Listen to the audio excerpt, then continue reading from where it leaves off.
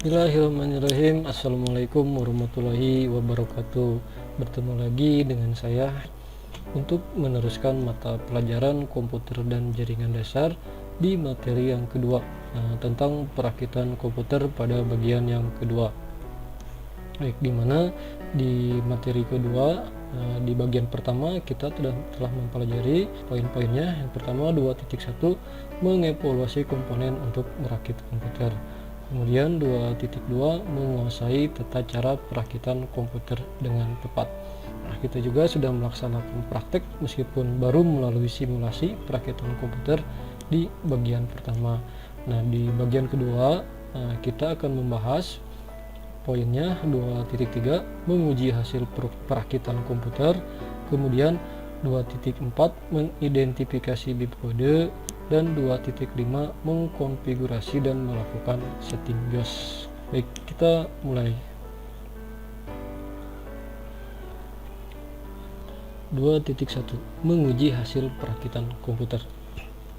Setelah selesai melakukan perakitan, langkah selanjutnya adalah tahap pengujian hasil perakitan komputer dengan cara menyalakan komputer dan mengatasi permasalahan yang umum terjadi. Jika ada berikut beberapa permasalahan yang biasa terjadi ketika kita selesai melakukan perakitan komputer. Baik, yang pertama, komputer atau monitor tidak menyala. Hal ini kemungkinan disebabkan oleh switch atau kabel daya belum tersambung. Untuk mengatasinya, pastikan kabel daya kondisinya baik dan sudah tersambung ke sumber daya listrik. Kemudian yang kedua, card adapter tidak terdeteksi. Hal ini kemungkinan disebabkan oleh pemasangan card belum pas ke slotnya. Nah, untuk mengatasinya, card adapter tersebut dibuka dulu, kemudian dipasangkan kembali dan yakinkan bahwa card adapter tersebut sudah terpasang dengan pas. Kemudian yang ketiga, LED harddisk menyala terus. Hal ini kemungkinan disebabkan ada pemasangan kabel konektor atau ada pin yang belum pas terhubung. Nah, LED di sini biasanya di DPU atau di casing suka ada LED. Nah, biasanya kalau misalnya harddisk dalam keadaan terbaca dengan baik itu tidak menyala terus, tapi kadang nyala kadang tidak. Nah, jika harddisk menyala terus, coba cara menengahinya, kabel konektor yang ke harddisk dan kabel power juga itu dicabut, kemudian dipasangkan kembali dan yakinkan sudah pas terhubung. Kemudian yang keempat, power supply menyala tapi tidak muncul gambar, atau power supply menyala, kipasnya muter ya, tapi tidak muncul gambar di layar monitor. Nah, ini kemungkinan disebabkan pemasangan memori atau RAM yang tidak pas. Cara menanganinya, cabut dulu RAM-nya, pastikan komputernya dalam posisi mati ya. Setiap melakukan penanganan tadi dari poin pertama, pastikan komputernya dalam kondisi mati, kemudian RAM-nya dicabut dulu, kemudian dipasangkan kembali. Baik, selanjutnya mengidentifikasi bit kode. Baik, salah satu untuk menguji komputer ya setelah perakitan adalah mengidentifikasi bit kode. Apa itu bit kode? Bit kode merupakan hasil tes awal hardware yang dilakukan oleh BIOS komputer yang disebut dengan istilah POS atau Power On-Site Test. Mengenai BIOS nanti kita akan bahas lebih jauh di poin 2.3 ya.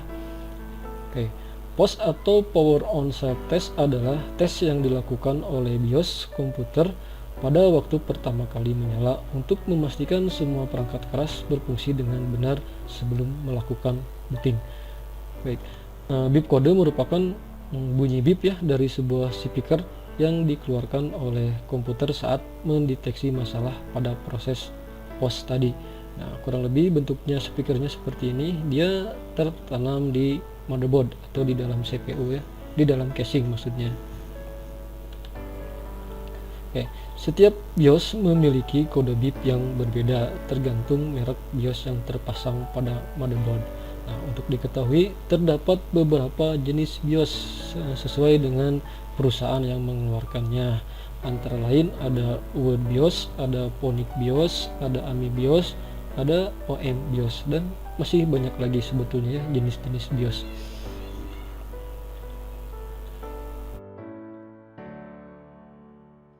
Nah, berikut saya tampilkan di sini ada beberapa kode BIP dari tiga jenis BIOS. Yang pertama dari kode BIP AMI BIOS. Nah, misalkan kalau misalnya BIOSnya merupakan jenis AMI BIOS, ada bunyi BIP satu kali BIP connect ya. Nah, itu diagnosanya adalah PC dalam keadaan baik, dan itu otomatis biasanya komputer langsung menyala dan layar muncul. Jika ada gejala misalnya bip panjang ya, ada suara bip panjang, itu kemungkinan ada masalah di memori. Dan ada beberapa lagi ya gejala-gejala kode bip pada AMI BIOS, kemudian ada pada Phonik BIOS, kemudian di about BIOS. Silakan untuk dibaca dan dipelajari dari kode-kode bip berikut ya. Baik, selanjutnya poin 2.3, mengkonfigurasi dan melakukan setting BIOS. Baik, nah, BIOS kurang lebih tampilannya seperti ini. Apa itu BIOS ya? BIOS atau singkatan dari Basic Input Output System merupakan perangkat lunak komputer atau sistem yang berfungsi mengenali dan menyiapkan perangkat keras saat pertama kali komputer dinyalakan. Nah, program BIOS tersebut disimpan dalam sebuah chip, kurang lebih gambarnya seperti ini, yang bernama ROM ya, atau Read Only Memory, yang terpasang pada motherboard. Memori tersebut bernama CMOS. Kurang lebih gambarnya seperti ini, dia terdapat di motherboard. Nah, BIOS dapat berfungsi meskipun komputernya dia tidak ada daya listrik, tapi settingan BIOS tetap tersimpan. Kenapa? Karena ada baterai CMOS. Nah, dia sama tertanam juga di motherboard. Kurang lebih bentuk baterainya seperti ini. Apa itu baterai CMOS? Baterai CMOS berfungsi menjaga agar settingan yang telah diset pada BIOS seperti waktu tidak hilang atau tidak kembali ke settingan awal meskipun komputer kita dimatikan dan tidak ada daya listrik. Nah, kita mungkin sering memperhatikan meskipun komputer dimatikan atau tidak ada daya listrik, tapi settingan tanggal tetap tidak berubah. Nah, ini karena ada baterai CMOS ya. Nah, biasanya settingan BIOS meliputi yang pertama pengaturan tanggal dan waktu, kemudian pengaturan urutan media booting. Nah, pengaturan urutan media booting ini biasanya dilakukan saat kita melakukan install ulang komputer. Nah, biasanya yang kita lakukan nanti booting awal itu di media operasi sistem, program operasi sistem, baik berupa CD ataupun berupa flash disk. Nanti kita praktekkan. Kemudian pengecekan CPU, RAM, hard disk, DVD drive, dan pengaturan hardware apakah akan diaktifkan atau tidak diaktifkan, enable atau disable, dan masih ada beberapa lagi settingan yang lain. Langkah-langkah masuk ke menu setting dan konfigurasi BIOS. Oke, yang pertama, untuk kita bisa masuk ke menu BIOS ya, yang pertama ketika komputer mati kemudian kita nyalakan, tunggu beberapa saat sampai keadaan layar menjadi menyala atau black screen ya. Posisinya masih black screen, biasanya ada warna hitam layarnya, kemudian ada tulisan-tulisan. Tunggu sampai muncul pesan di sana, nanti ada tulisan press del to enter setup. Nah, DL di sini merupakan shortcut atau tombol yang harus ditekan untuk kita bisa masuk ke menu BIOS. Nah, setelah muncul tadi press del to enter setup, pesan tadi, kemudian kita tekan shortcut-nya. Nah, untuk diketahui shortcut BIOS itu berbeda-beda setiap jenisnya, tergantung jenis BIOS ya. Ada yang F2, ada F12, ada F8 atau del atau delete ya. Nah, ketika kita sudah menekan tombol shortcut tersebut, kita nanti akan diarahkan ke halaman tampilan awal BIOS. Kurang lebih gambarnya untuk tampilan awal seperti ini. Nah, di sebelah sini, sebelah kiri ini ada tampilan Word BIOS. Kurang lebih tampilan seperti ini. Kemudian ada tampilan awal, saya kasih contoh lagi dari Ponic BIOS ya, kurang lebih tampilannya seperti ini. Nah, ini ada tanggal, kemudian nanti ada pengaturan booting ya. Baik, nanti kita praktekkan. Nah, mengatur BIOS agar komputer bisa booting dari USB flash disk atau USB flash disk yang ada operasi sistem Windows-nya. Nah, nanti kita praktekkan, karena kenapa sebelum menginstal ulang kita harus bisa melakukan setting BIOS ini. Nah, nanti kita praktekkan kenapa di USB, karena saat ini jarang sekali untuk melakukan install ulang dari CD-ROM atau dari PD-ROM ya. Kita bisa sangat dengan mudah, atau kita bisa lebih mudah melakukan install operasi sistem nanti dengan USB flash disk. Setelah memahami langkah-langkah masuk ke menu konfigurasi BIOS, langkah selanjutnya adalah menginstal komputer. Hal yang harus disiapkan adalah CD program operasi sistem, atau bisa diganti dengan USB flash disk yang berisi yang telah kita isi operasi sistem.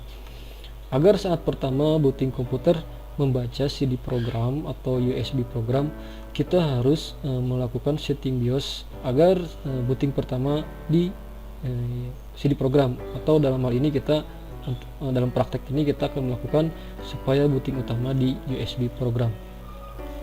Nah, langkah-langkahnya. Nah, setelah kita masuk ke BIOS ya, kita nanti cari menu boot. Nah, jika tidak ada cari di menu lain yang di dalamnya ada keterangan seperti, kadang-kadang ada tulisannya boot, di jenis BIOS yang lain mungkin tertulis booting, di jenis BIOS yang lainnya lagi mungkin tertulis boot order atau boot priority dan sebagainya. Intinya kita akan melakukan setting supaya flash disk yang USB flash disk yang berisi operasi sistem itu berada di tampilan prioritas atau first atau pertama ya, untuk booting pertama. Nanti kurang lebih gambarannya seperti ini. Nah, ini tertulis flash drive-nya masih SATA atau hard disk ya, sedangkan USB flash disk-nya dia masih di second atau yang kedua. Kita nanti akan mempraktekkan bagaimana caranya supaya USB flash disk ini berada di flash drive di pertama ya. Baik. Nah, jangan lupa ketika kita akan melakukan setting BIOS agar flash disk di tampilan boot pertama, pastikan USB tersebut dia sudah terpasang di CPU. Nah, jika sudah terpasang maka nanti BIOS bisa membacanya dan kita pindahkan ke urutan pertama. Nah, setelah selesai kita bisa lihat menu exit ya, kita masuk ke menu exit dan pilih menu exit save supaya settingan tadi tersimpan sesuai dengan settingan yang telah kita tentukan tadi. Baik, untuk lebih memahami tentang konfigurasi dan setting BIOS, silakan untuk menonton video pembelajaran atau tutorial tentang cara setting BIOS di channel Yuk Belajar. Nah, khusus pelajaran komputer dan jaringan dasar ada playlist khusus di komputer dan jaringan dasar. Baik, setelah ini ada post test biasa ya, kerjakan tugas membuat resume. Ada link yang sudah disiapkan. Poin-poinnya adalah sebagai berikut. Yang pertama, sebutkan permasalahan yang umum terjadi pada perakitan komputer. Kemudian yang kedua, jelaskan apa itu bit kode. Yang ketiga, jelaskan apa itu BIOS. Yang keempat, sebutkan jenis-jenis BIOS berdasarkan perusahaannya. Yang kelima, settingan BIOS meliputi apa saja. Baik, materi 2 sudah selesai ya. Selanjutnya nanti kita masuk ke materi ketiga, menginstal komputer. Nah, materi ketiga ini insya Allah akan kita pelajari, akan saya sampaikan setelah UTS nanti. Baik, untuk materi sekarang saya cukupkan sampai di sini. Wassalamualaikum warahmatullahi wabarakatuh.